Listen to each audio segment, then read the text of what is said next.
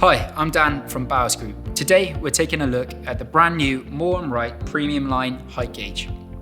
This 406mm capacity height gauge is Swiss made in its entirety and has been designed for the most challenging workshop environments. Let's take a look at how we set the gauge up and how we operate it. So let's look at the basic setup and standard operations of this gauge.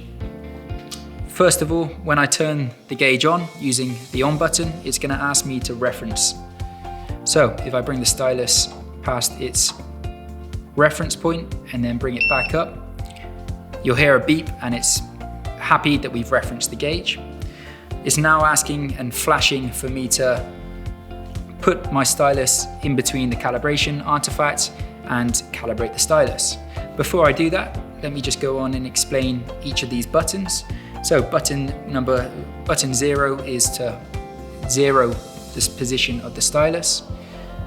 This is my preset button. The blue button here is the switches between heights and diameters. Buttons number 1 and 2, you can program to whatever you would like, so they're short key presses. Number 3 is your delta function, so it gives you the difference between your previously measured point and where the stylus is currently. Number 4 switches between metric and imperial.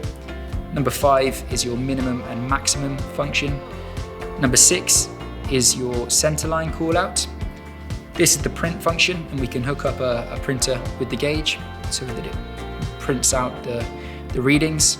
Number 7 is my reference key, and I can have up to 9 different references. Number 8 is the resolution, so I can decide what the resolution is on the screen. And number 9 is my calibration button, but I'll show you that now. So to calibrate the stylus, bring the stylus in between the artifact. It doesn't matter whether you measure the top first and then the bottom or the other way around. Today I'm going to measure the bottom first. Apply the force using the hand wheel, bring the stylus up, and then do that one more time. And you should hear a double beep this time to know that we've successfully calibrated the stylus. So I'm in reference 1 and I'm measuring in metric at the moment. If I switch that, and then now I'm measuring in inches. If I bring the stylus to the base, I'm going to set that as my reference number 1. So now everything that I measure is going to be with the granite base as my reference. So to measure simple heights, I just bring the stylus onto the job, apply the force, wait to hear the beep, and the readout is there. You'll notice that it's a dual display, so we've got 2 lines. The top one is my current position, and then if I go ahead and take a second measurement,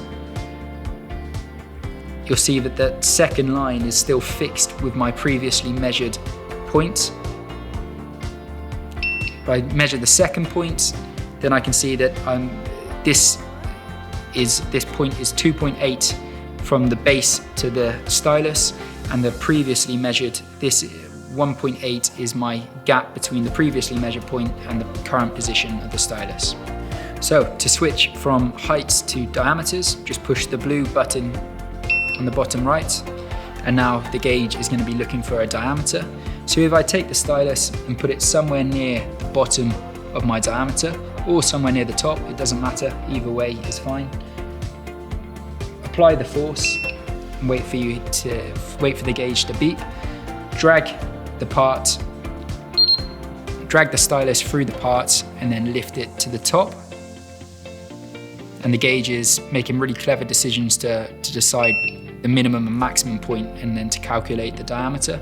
So sweep it across the top, hear the double beep, and then you can see that there's the 81 is my diameter and 73 is the position from the center line of the diameter to the base. So to measure a minimum or a maximum feature, if I hit key number 5, then firstly it's going to be looking for a minimum. So if I pick up on this feature here, apply a force, and then just let the stylus drag over the part, and it's just gonna, the bottom line is gonna be blocking out when it gets to the low point, and the top line is staying as my live reading.